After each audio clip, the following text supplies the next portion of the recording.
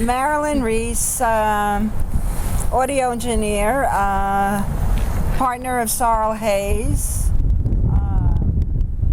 engineered a lot of women's music, and did the sound on Peace Camp Sing and the sound on Disarming the World and CD, The Ritual of Civil Disobedience. So I've done sound for many and many of Sorrel's projects. And they're really co-productions, I should say that. We became partners in 1985 and immediately plunged into 10 dozen projects. And at the time, I was already collecting interviews with women at various peace camps since 1983. So when Marilyn and I began doing video together, we embarked on a project to record civil disobedience actions up at Seneca, the women's encampment. So that resulted in the video documentary CD, The Ritual of Civil Disobedience. I'm Sorrel Hayes, the partner of Marilyn Ries. I'm a composer and video film maker occasionally. And so out of all of these documents, the interviews that resulted in radio programs and a play, Disarming the World, Pulling Its Leg, that was for public radio, and CD, The Ritual of Civil Disobedience. For a long time, we were up and down the state either working with women or interviewing. Doing interviews, yeah. And down here in the city at the marches, the various marches that happened in those years. Those were powerfully active years of women's visibility, anti-war, anti-violence. I'd rather say just pro-peace. And coming, so many women who had come out of the Vietnam War protests already had some good tactics in hand. But I think women, we invented some of the most powerful nonviolent tactics that have ever been used. And a lot of that history of women who were willing to go to jail in these nonviolent actions is still relatively unknown. So what you're doing in gathering all these documents that we and other people have collected is so important, because generations, just one generation behind us, didn't know. The conventional media didn't print the news about it, and a lot of us have been too poor to widely distribute. And now, of course, with the web and the blogs, and oh boy, do we have the tools, if we just have a little energy to do it. Yeah, it's very different. The means out there to get information on. When I think of the marches, it took so long to get information back to women in Michigan or women in California, but now it's instantaneous and with pictures that everybody can take. And but yet the energy isn't there. Well, the focus is different. It's different. The attitudes are different. I think so many people are worried about focusing on attitudes, bisexual, trisexual, transsexual, that they seem to be going round and round within this much, much smaller area. And issues like women and pro-peace are humongous, but I don't see them being dealt with the same energy and the same combined unity that they were before. What I had been doing was collecting audio. Since I'm a composer, I had my little Walkman, and or whatever was before the Walkman, interviewing women. And since I was touring as a pianist at the time a lot in Europe, I found a number of women much more active politically there than were in New York at the time. This was the late 70s. And so when I came back to New York from these trips to Europe, I began looking for the other women who were doing similar things, and that's when I heard about the Seneca Peace Camp. So I took my Walkman and I went to Seneca with a few friends, and I actually made a piece right before the Peace Encampment opened, called Celebration of No, which was no in 21 languages. And it was very much a composition of the times. I did it at the Stedelijk Museum in Amsterdam. I did it all over the place with live performers shouting no, and we made actually quite a few enemies with that piece. We all laughed merrily. Both men and women. It wound up being on Folkways Records, the Smithsonian Folkways. It was my first effort to use a more art composition, since that's my background, as a political gesture, and it actually worked. It offended some women up in Albany when we did it up there. They said, "This is a very negative piece," and I said, "Oh, no is the most positive word you can use." And I don't think that got through, but to each her own. And the men, many of the men thought it was very hectoring or belligerent, but actually it was just a statement of fact. It was a nonviolent way to say, this is not the way we want the world to work. So that was my first statement, Celebration of No. And so after that, I started getting document, because I felt one of the strongest things we could do was know what each other were doing in different countries. And at that time, Greenham Common was the biggest, best known women's nonviolent protest. And I went there with a filmmaker, Lily Green, and we got a helper from London, and we went for 3 days to Greenham Common, and oh, was it a shocker. I had no idea how disturbed the American military was by these women, nor had I any idea till I saw it what these women were going through to camp around the perimeter of the base. And though I wasn't arrested myself, I talked with women who were, and we were rousted. Our camping ground was rousted by the local police, and somebody put oil in the water tanks. And then I saw the military truck draw up on the other side of the gate where we were gathered, with a huge radar cup. I mean, enormous, what is it called, screen, set dish, yeah. The big dish. And women had been telling me about the illnesses they were getting from radar being beamed towards them. And then I don't know how much has been talked about that, but indeed the military was using heavy radar to discourage, and it actually made women ill for years. We now know, of course, the radar does terrible things. These satellite dishes all over, but when you really focus, and these older dishes, and the military dishes, really made women quite ill.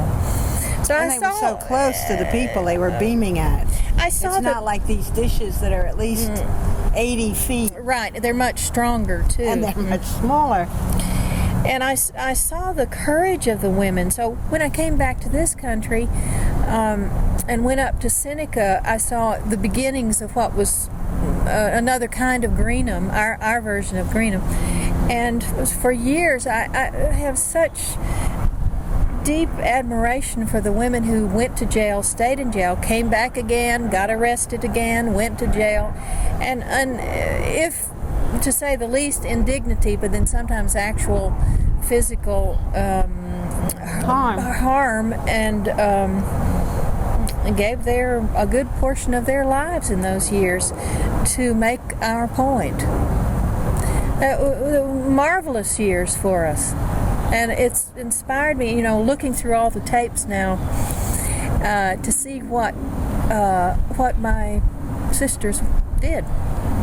So we went back up, it must have been 86 or 87 with a crew, August, for Hiroshima Day, and filmed.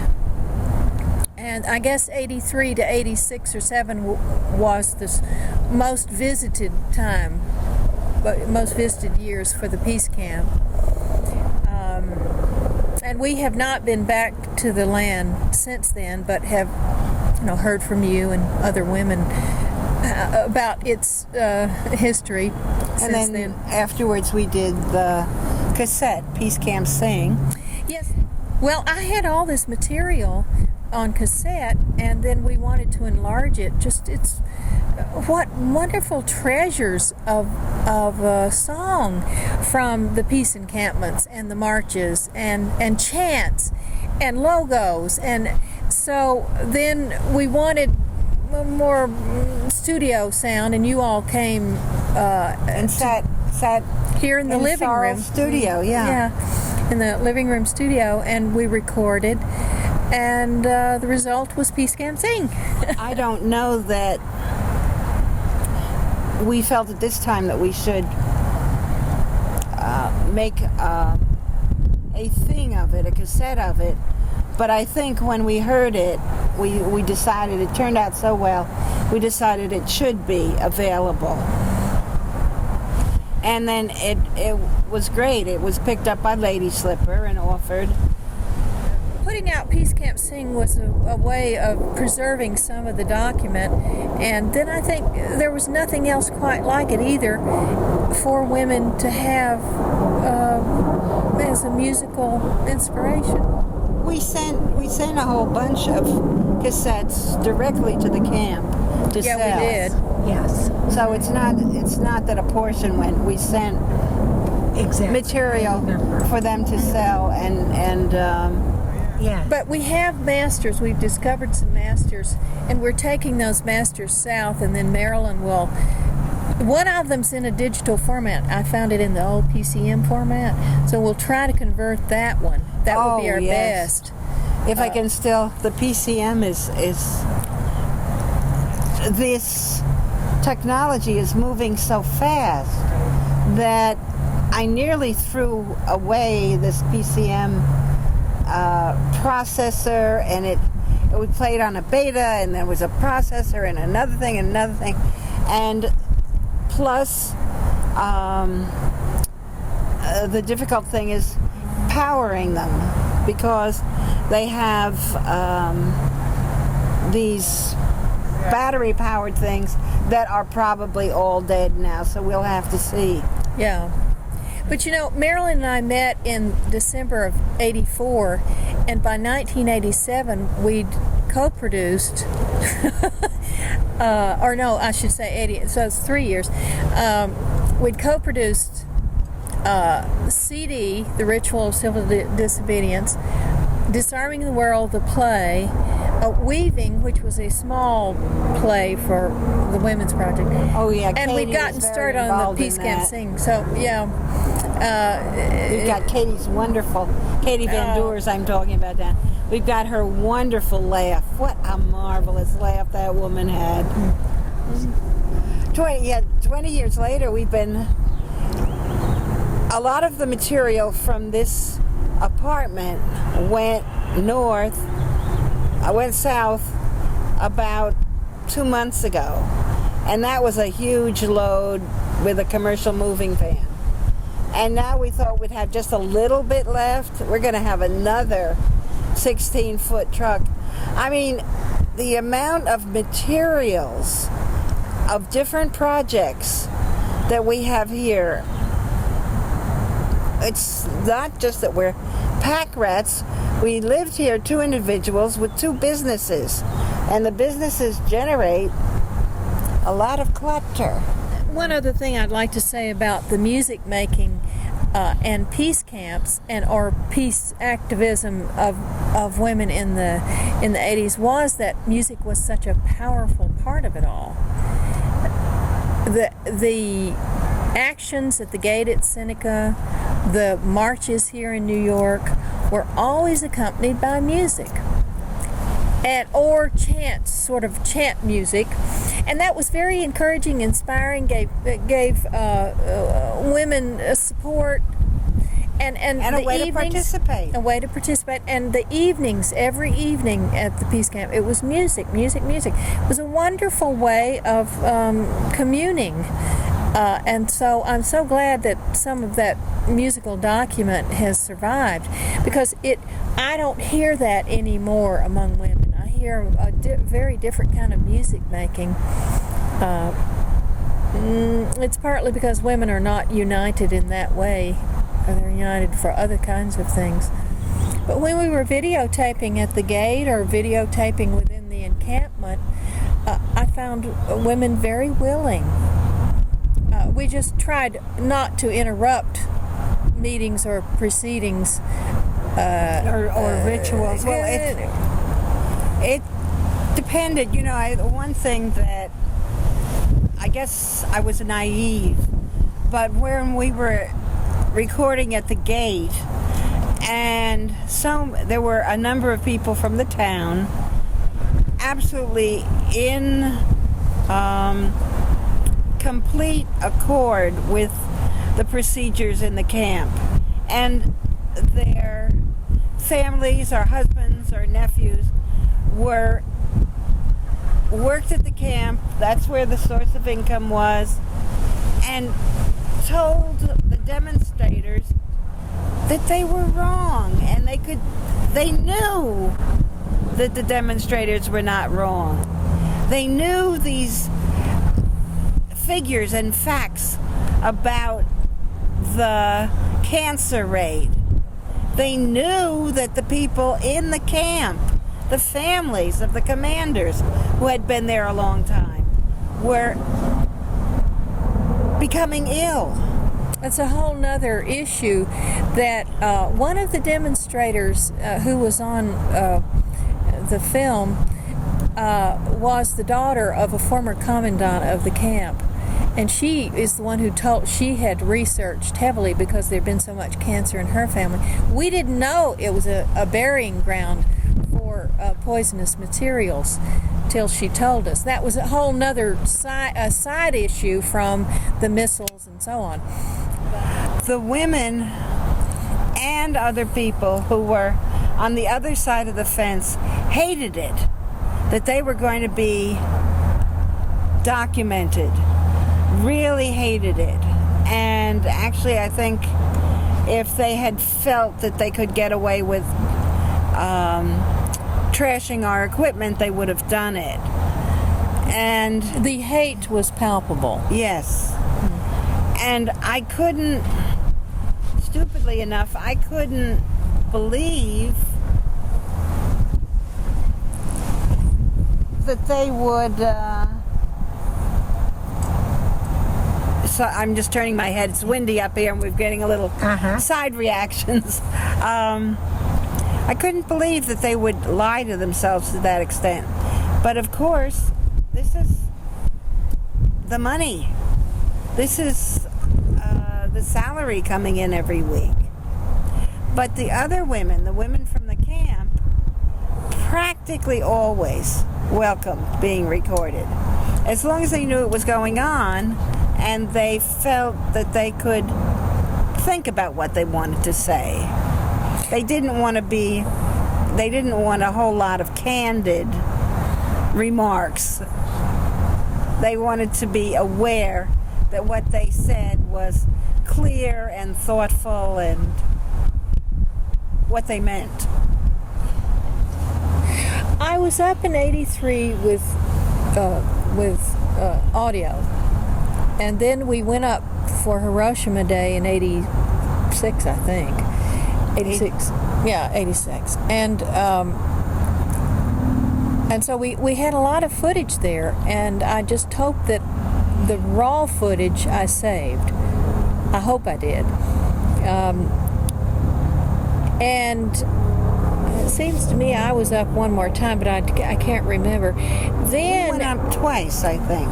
Then in 1987 or 88, I went up to Albany for a meeting at Michelle Crone's, I think it was her house, of women about what to do with the land and so on. And I think that was the last time that I met until you all came for Peace Camp Sing in the studio. Until you came and sang. Yeah, but the women were always coming into the city, and there was one major march that really, it was a very big march. And I was recording that must have been, maybe that was 84, 85. I'm not quite sure when that was. And I remember the police were very on edge, and I was going along beside, trying to document, the drummers. We had fabulous drummers in these marches. And I remember the police were, get over there, you can't be out in the street, you have to be on the sidewalk, something. They weren't too bad, but a few women got hassled and hustled that day. Today, of course, we couldn't even do it. I think we'd all be in jail if we did what we did then. And that's what's so remarkable. When you compare now, it's not that long ago. 23 years ago, 24 years ago? The difference in the climate now, the things that various ones of us did would not be allowed. Homeland Security would clap us in jail, and the media wouldn't even be allowed to say anything about it. That's the scary part of where we are now. The last few marches in the city were so ill-covered and were so organized by the police that protesters they protested around the UN. Protesters couldn't get within 5 blocks of the UN on any street if they were anti. Absolutely everybody got funneled into 1 or 2 or 3 blocks. And they didn't hassle you other than the fact that you could not move, you could not protest, you could not be covered by the media because the media was shooting in front of the UN. You weren't even seen. The fact that there were crowds up these side streets was not covered. Well, the shift away from peace issues, the world changed. Europe changed, Russia changed, and the focus of the military changed. And a lot of what we were doing was really highly goal-oriented, and our efforts then shifted into the AIDS issue, and women's issues became diffuse. So both politically and socially, their health issues, women's efforts were no longer coordinated as a community, but as various committees. And then the creeping conservatism that has overcome us, creeping economic problems that have overcome us, no longer creeping, and then the use of the violence of 9/11 to trample on our civil rights.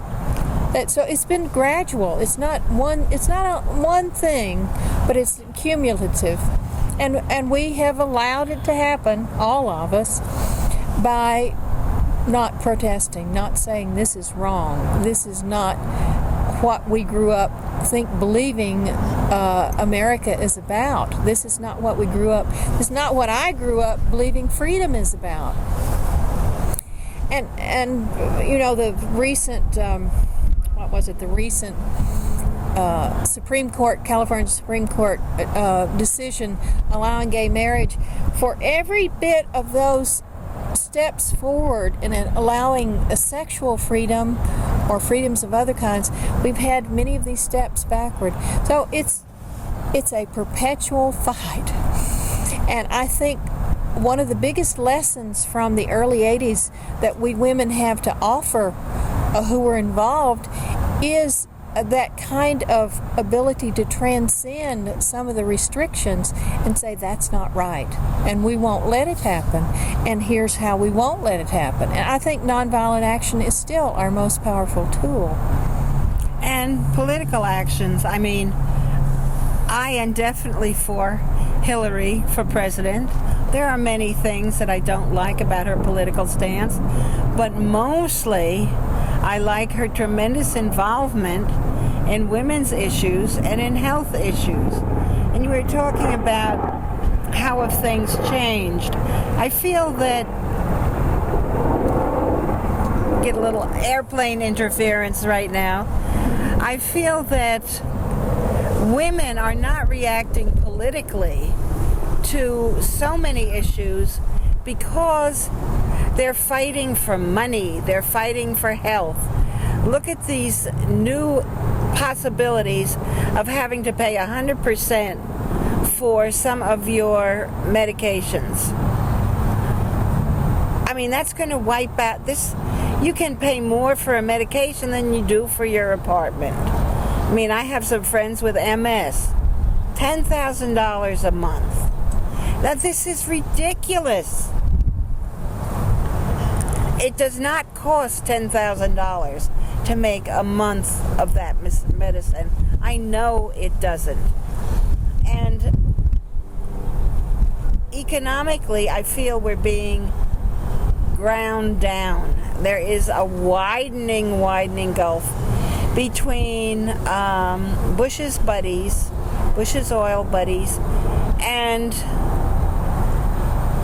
even the upper of the middle class, all the way down to the poor class. There's just a tremendous gulf there. And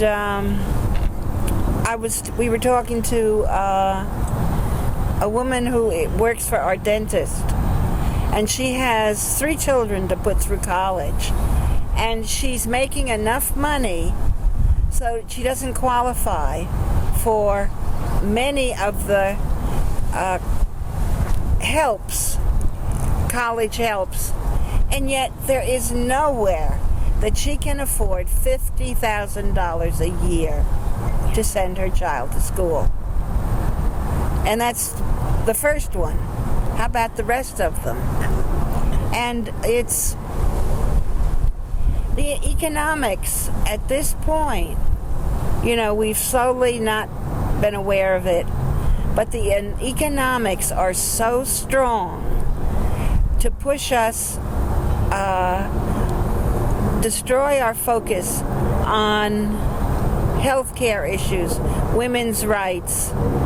We're only looking at where's the next $10 for grocery money? Where's the next $20 for rent? And that's going to continue, and it's going to get worse. I have no quick thoughts or solutions on it. And the only thing I can think of is we've got to unite. And I don't even see women uniting to support a woman for president. I mean, many people don't like her, but I don't think anybody is that unhappy with her compared to a Bush. I mean, it seems like there's not a whole lot of reasoned thinking going on. You know, down south I bought this land where we'll be living in 1981 when land was dirt cheap down there. Nobody wanted land, and I thought, well, I better get some land. And there was an outhouse, and I just gotten back from Germany, and I had this big big sign to slap on wherever's a window or something. No. And I put it in the outhouse, no to nuclear waste. And every time I went into that outhouse, I saw that, and it reminded me of the humor that we had, as well as a very even Yes, today that's we right. did. No. At that time, women in Georgia and South Carolina were protesting the Savannah River plant because of the nuclear material that was broadcast Leaking. and still is. And that was one of their big slogans too. We forget, of course, Seneca was such an organized movement for a time, and heavily documented because we were here, in New York. The Savannah River women who had an encampment are less known about, but they were focused in Atlanta, and I met some of them, and they were doing a very powerful. It was so uphill down there because economically, that plant provided thousands, if not tens of thousands, of jobs. If you look at the whole network. It's probably still that way. I don't know. I haven't heard for a long time. But at that time, the bookstore, the women's bookstore in Atlanta, was a meeting place for the Peace Camp women. The way it used to be here in the 90s when the bookstore was here. And that's another thing, the decentralization of publishing industry. Women's bookstores functioned as our coffee houses for a long time, and we don't have those central meeting places anymore. Well, now we've got, I think, now people are on the web, and we've got blogs, and blogs are reaching many more people, but they're missing the energy of the one-to-one. You're feeding me energy, and I'm feeding you. Yeah. And the blogs are helpful, but I feel that, and I don't have any quick answers, we've got to learn how to use the web better.